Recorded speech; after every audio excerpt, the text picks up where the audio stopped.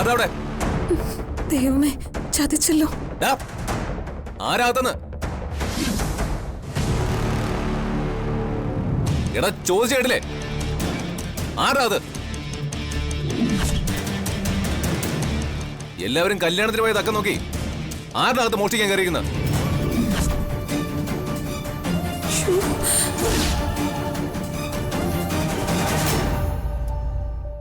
ഇത് ദേവി തന്നെ മീനാക്ഷിയുടെ കയ്യിൽ കൊടുക്ക. ഇങ്ങ തന്നെ. ഇതാ മോളെ, കാർത്തിക്ക് കൊടുക്ക. ഇതൊരിക്കലും കളയരുത്. അതെന്താ? ഇതെന്റെ ഹൃദയമാ. ഹൃദയമാണെങ്കി ഒന്ന് തുറന്നു നോക്ക് കാർത്തി. ആരും നേരിട്ട് ഹൃദയം കണ്ടിട്ടില്ലല്ലോ. വാനിലെ പനിനീർപ്പൂവുകളെ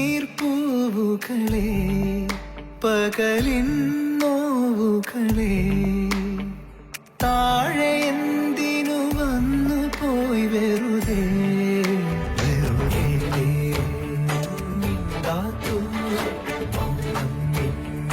തീരാത്തു തളിരല്ലേ പൂന്തളിർ പൂവായി തീരാൻ ഒരു നോക്കായി ഒരു വാക്കായി തീരുക.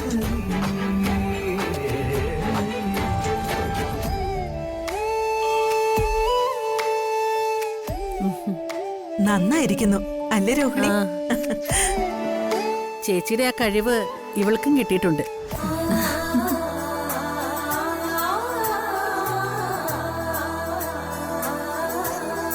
മീനാക്ഷി, ഈ ചിത്രം തന്നെ വരയ്ക്കാൻ കാരണം എന്താ? ഈ കുഞ്ഞ് എന്നെയും ACPയും ഒരുമിപ്പിച്ചത്. അതുകൊണ്ട് ഞങ്ങൾ 3 പേരും ഒരിക്കലും പിരിയരുതെന്ന് ആഗ്രഹത്തോടെയാ ഞാൻ ഈ ചിത്രം വരച്ചത്.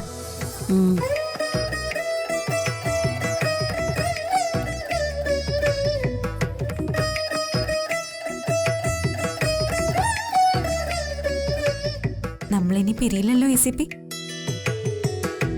ഇത് ഹൃദയമാണെന്ന് പറയുന്നു. എന്റെ ഹൃദയം തകർക്കുന്ന വാക്കുകൾ നീ പറയല്ലേ എന്റെ മീനാക്ഷി.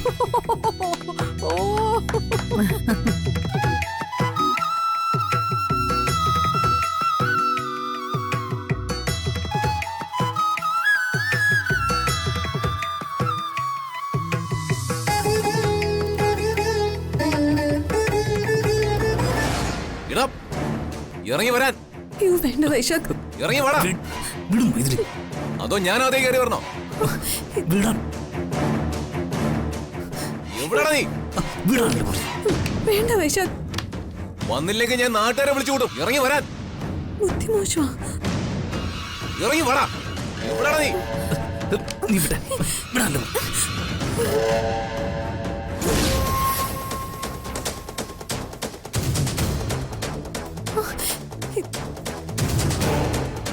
എന്താണ് നിനക്ക് വേണ്ടത്?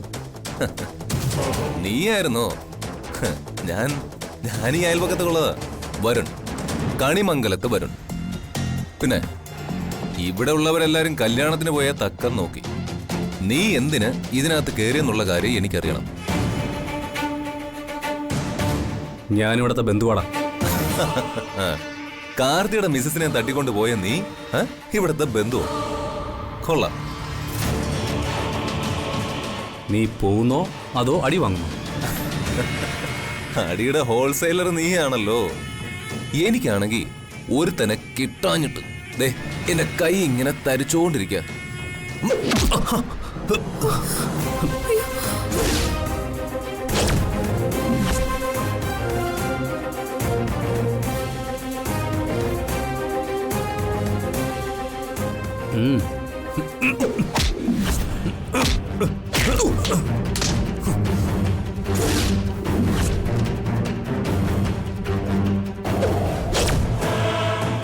ദൈവമേ,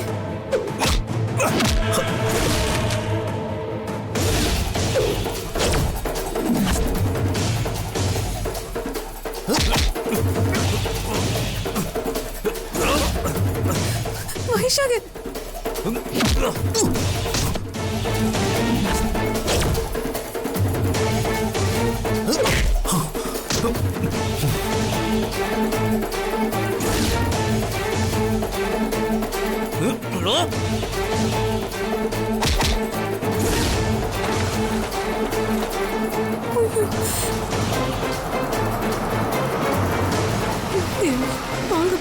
അറിഞ്ഞാലും എന്ത് ചെയ്യും?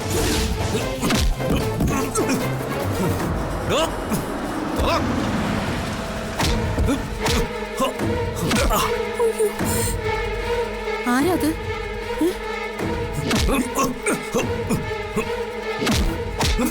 വൈശാഖല്ലേ? ഇവരെന്താ ഇവിടെ? കാർത്തി പിടിച്ചു മാറ്റടാ. പെട്ടെന്ന് ചെല്ല്. പെട്ടെന്ന്.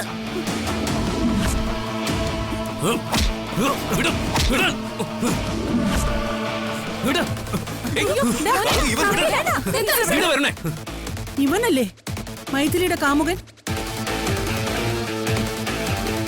ഞങ്ങൾ ആരും ഇല്ലാത്തപ്പോ നീ എന്തിനാ ഇവിടെ വന്നത്? അതാണ്, നിങ്ങൾ ആരും ഇവിടെ ഇല്ലാത്തപ്പോ ദേ ഇവൻ എന്തിനു ഇവിടെ വന്നു? അതാണ് എന്റെ ചോദ്യം. അത് ചോദിച്ചപ്പോ അടിക്ക് തയ്യാറായിക്കൊന്ന ഇവന്റെ വെല്ലുവിളി. എനിക്കാണെങ്കി ഈ നാടനടി ഒരു ഹരവ. ഇവന്റെ പരിപ്പ് ഞാൻ ഇളകിയിട്ടുണ്ട്. ഇവൻ എന്തിനിവിടെ വന്നു അതിപ്പോ അറിയണം. കാർത്തി ചോദിക്കേ. ഇവനെ ആ എറണാകുളത്തെ മൈഥിലി വിളിച്ചു വരുത്തിയതായിരിക്കും. ഞാൻ പറഞ്ഞില്ലേ ഇതിനകത്ത് എന്തോ കളിയുണ്ട്.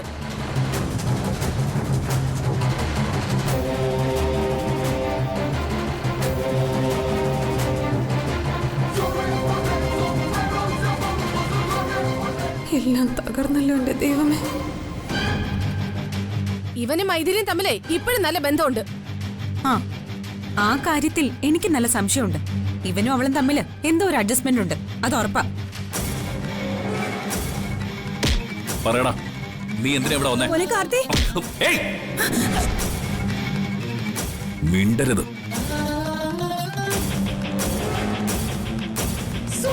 പറയടാ, നീ എന്തിനാ ഇവിടെ വന്നു? പറയാൻ. അയ്യോ കാർത്തി, കാർത്തി ഇവൻ എന്നെ കൊല്ലാനാ വന്നത്. നിങ്ങൾ ആരും ഇല്ലാത്തപ്പോ എന്നെ കൊല്ലാൻ വന്നു ഈ ദ്രോഹി. ദേ, എന്റെ കഴുത്തിന് കുത്തിപ്പിടിച്ച് ശ്വാസം മുട്ടിച്ചു. അപ്പോഴാ എന്റെ ഭാഗ്യത്തിന് ഈ വരുൺ കയറി വന്നത്.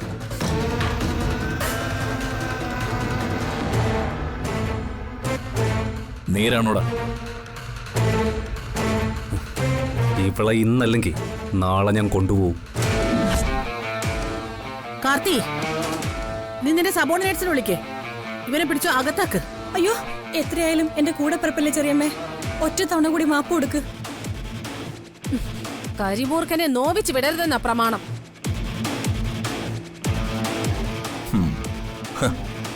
എന്തായാലും ഉടനെയൊന്നും ഇവൻ ആ പത്തി വിടർത്താൻ പോകുന്നില്ല.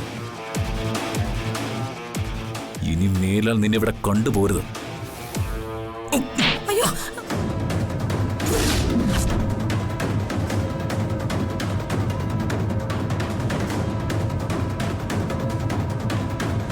ആ ഇതാണ് ഫിനിഷിംഗ് ടച്ച്. ഓടാ.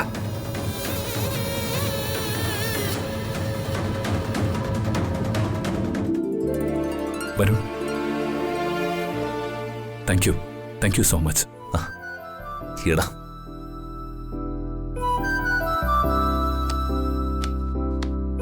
അതെ ശരി. പാലും പഴവും റെഡി. ചേച്ചി വന്നല്ലോ. ഓ,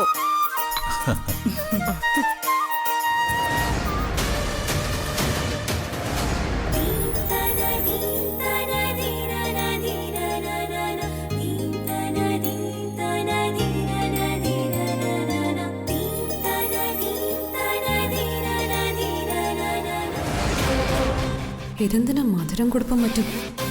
കല്യാണവും ശാന്തി മുഹൂർത്തവും ഒക്കെ കഴിഞ്ഞതല്ലേ. ഇത് ആചാരങ്ങളെ മുടക്കാതിരിക്കാൻ വേണ്ടി നടത്തിയ കല്യാണം. അപ്പോ അങ്ങനെ രോഹിണി വന്നു, കല്യാണം നടത്തി. കുടുംബത്തിലെ പ്രശ്നങ്ങൾ ശാന്തമായി. അല്ല, രോഹിണിയുടെ ഇപ്പൊ വരും. ചടങ്ങുകൾ നടക്കട്ടെ എന്ന് പറഞ്ഞു. ഇത് ഇങ്ങനെ തന്നെ നടക്കണം ചേട്ടാ. കല്യാണം ഒരു വ്യവസ്ഥയാണ്, ഉടമ്പടി.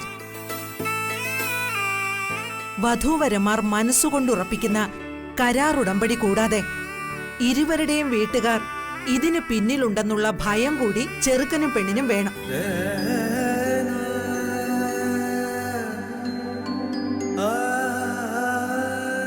അതെ, ഇതൊരു നിയമമാണ്. ആ നിയമം ലംഘിക്കാൻ പാടില്ല എന്ന് ഒരു ഓർമ്മപ്പെടുത്തൽ കൂടി.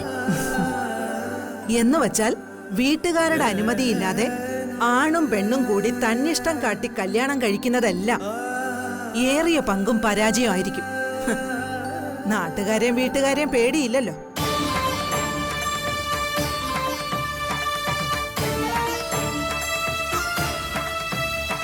മനുഷ്യൻ അവരവർക്ക് തോന്നുന്നതുപോലെ ജീവിക്കാതിരിക്കാൻ വേണ്ടിയാണ് ആചാര്യന്മാർ ആചാര നിയമമൊക്കെ വ്യവസ്ഥ ചെയ്തിരിക്കുന്നത്.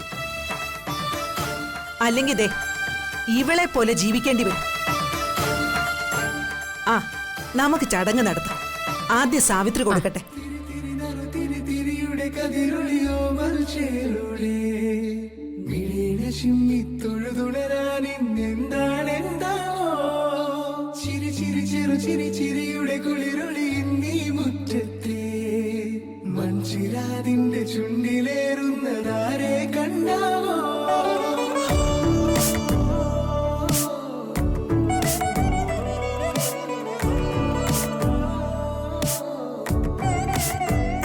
നന്ദനോട് കൊടുത്തേ. ഇനി ഞാൻ കൊടുക്കട്ടെ. ഇനി ഞാൻ കൊടുക്കാം.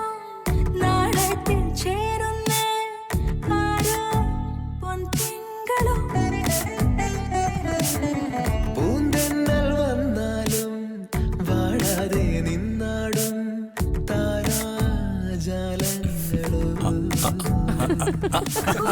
ദേ താഴെ പോന്നു.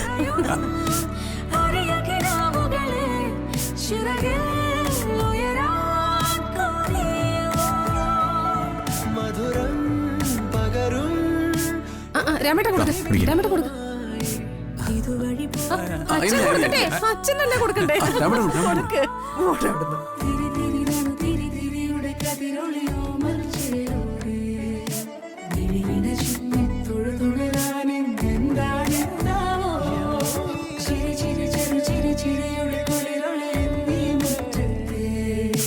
മൺചിരാതിന്റെ ചുണ്ടിലേറുന്നതാരെ കണ്ടാവോ.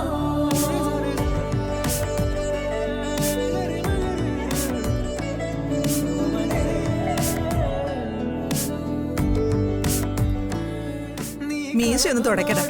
നേരം ആ പരിമളം ദേ, രാമേട്ടാ ലഡു കൊടുക്ക്. ലഡു ലഡു വേണ്ട വലിയമ്മ.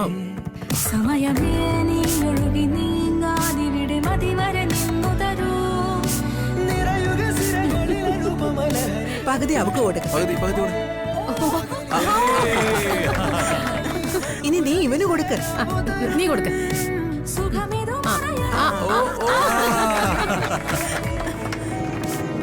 ഇതാ കഴിക്ക. എനിക്ക് വേണ്ട. സ്വീറ്റ്സിനോട് എന്തിനാ വൈരാഗ്യം? നീ ഇത് കഴിക്കേ. എനിക്ക് വയറിന് നല്ല സുഖമില്ല, അതാ.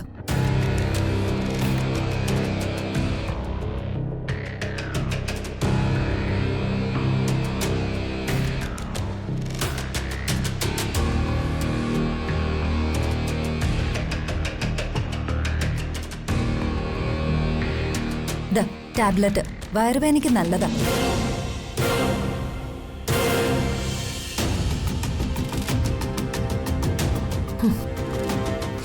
കാർത്തി എന്റെ നേരം ഒന്ന് നോക്കുന്ന പോലും ഇല്ലല്ലോ, ദുഷ്ടൻ.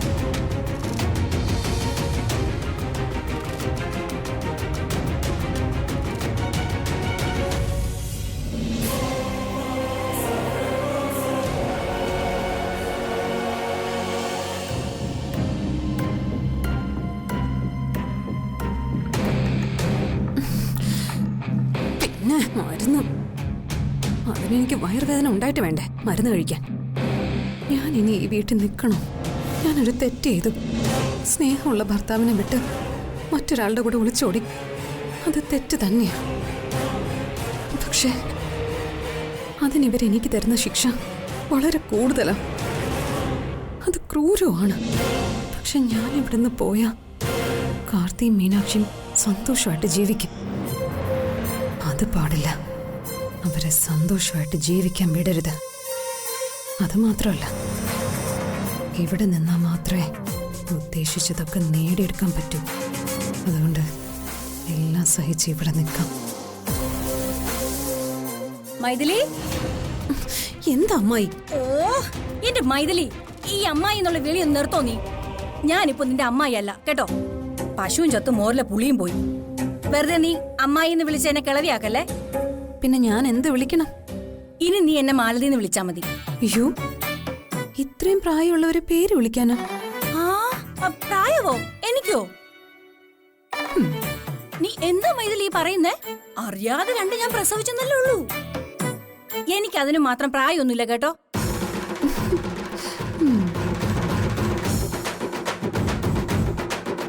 ആ ദേ, നീ ഇത് കഴിച്ചോ.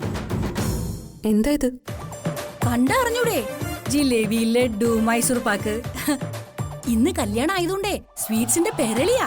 കഴിച്ചോ. നിന്റെ ഭർത്താവിന്റെ കല്യാണ പലഹാരമല്ലേ, കുറേയേറെ വലിച്ചുവാരി കഴിക്ക്. നല്ല ടേസ്റ്റ് ഉണ്ടാവും. അമ്മായി എന്നെ കളിയാക്കുവാണോ? നിന്നോട് എനിക്ക് സഹതാപമുണ്ട്, അതുകൊണ്ട് പറഞ്ഞു പോയതാ. എന്നോട് ആരും സഹതപിക്കണ്ട, അതെനിക്ക് ഒട്ടും ഇഷ്ടമല്ല. എന്റെ മൈഥിലി, നീ കുറെ കാലം എന്റെ നാത്തൂനായിട്ട് വിലസിയതുകൊണ്ട് പറയാ. നീ എന്തിനാ ഇവിടെ നാണം കെട്ട് ജീവിക്കുന്നേ? ഒരു പേയെ പിടിച്ച നായെ പോലെയാ നിന്നെ എല്ലാരും ഇവിടെ കാണുന്നത്. എനിക്കതൊട്ടും സഹിക്കുന്നില്ല. ഞാൻ എന്ത് വേണോന്ന് അമ്മായി പറയുന്നേ? ഇതൊരു എന്റെ ഉപദേശമായിട്ടൊന്നും നീ കരുതണ്ട. എന്റെ ഒരു താക്കീതായിട്ട് കണ്ടാ മതി. ഇനിയും നീ കാർത്തിക്കിന്റെ പുറകിൽ അലഞ്ഞു തിരിഞ്ഞ് നടന്നിട്ട് ഒരു കാര്യവുമില്ല. അവനും ആ മീനാക്ഷിയും കൂടി ഒന്നല്ല 2 കെട്ടാ കെട്ടിയിരിക്കുന്നത്. കത്രിക പൂട്ടിട്ട കല്യാണമെന്ന് കേട്ടിട്ടേ ഉള്ളൂ. ഇതൊരിക്കലും അഴിയരുതെന്ന് കരുതി കെട്ടിയ താലി തന്നെയാ. അതിനി പൊട്ടില്ല. ഏത് കടുംകെട്ടിട്ട് താലി കെട്ടിയാലും ബുദ്ധിയുള്ള വേറൊരു പെണ്ണ് വിചാരിച്ച ആ താലി അഴിപ്പിക്കാൻ പറ്റും. ഒരുമ്പെട്ട് ഇറങ്ങണമെന്നേ ഉള്ളൂ. എന്തായാലും ഞാൻ നാണം കെട്ടും. ഇനി എന്ത് വേണമെന്ന് എനിക്കറിയാം. എടി, നീ എന്റെ ആംഗ്ലരുടെ അടുത്ത് തിരിച്ചു പോ. മർക്കടനെ പോലെ പെരുമാറുമെങ്കിലും നല്ല ആരോഗ്യമുള്ളൊരു ചെറുപ്പക്കാരനവൻ. ദേ, അവന്റെ കാര്യം മാത്രം എന്നോട് മിണ്ടിപ്പോരുത്. എന്നാ ശരി, നീയായി നിന്റെ പാടായി. ആട്ടെ പോട്ടെ ഇരിക്കട്ടെ. ഞാനിപ്പോ വന്നതേ നിന്റെ ഒരു ഹെൽപ്പിന് വേണ്ടിയാ. എന്താ? ദേ, ജഗദീഷ് ഏട്ടനെ ഈ മൊബൈലിൽ ഏതോ ആപ്പ് ക്രിയേറ്റ് ചെയ്തിട്ടുണ്ട്. ഇനി മുതല് ഞാൻ ആരെ വിളിച്ചാലും അത് ജഗദീഷ് ഏട്ടന് അറിയാൻ പറ്റും. നോക്കട്ടെ. ആ, ഇതെങ്ങനെയാ ഓപ്പൺ ചെയ്യുന്നത്? ഇങ്ങത്താ.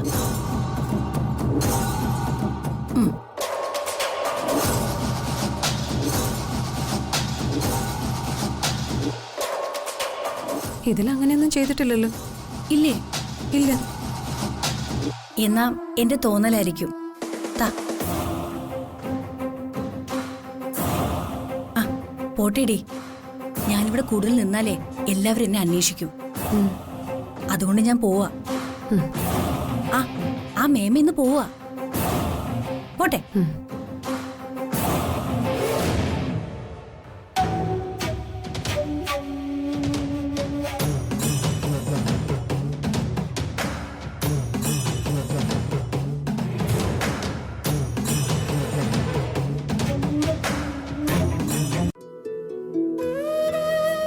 മോളെ, മോളെ രോഹിണി,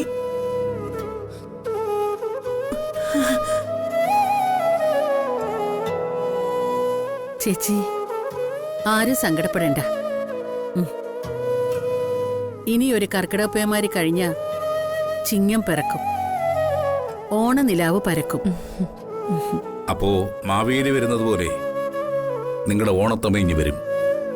കറക്റ്റ്. ആ, നിങ്ങൾ രണ്ടുപേരും വാ.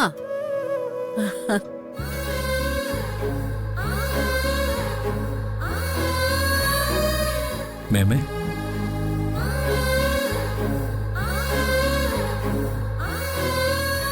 സന്തോഷത്തോടെ ജീവിക്കണം. സൗന്ദര്യ പിണക്കങ്ങളൊക്കെ ആവശ്യത്തിനാവാം. പക്ഷേ അത് മനസ്സിനെ ഉലയ്ക്കുന്നതാവരുത്. 5 മിനിറ്റിനപ്പുറത്തേക്ക് പിണക്കങ്ങള് നീണ്ടുപോവരുത്.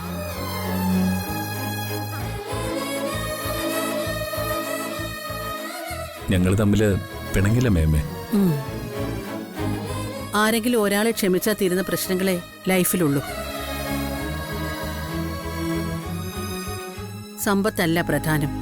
യഥാർത്ഥ സമ്പന്നൻ കൈ നിറയെ പണമുള്ളവനല്ല, മനസ്സ് നിറയെ സമാധാനമുള്ളവനാ.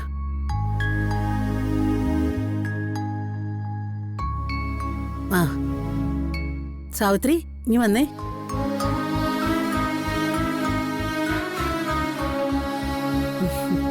വേണ്ട, ഇതുപോലെ തന്നെ നീ നല്ല കുട്ടിയായിട്ട് ജീവിക്കണം.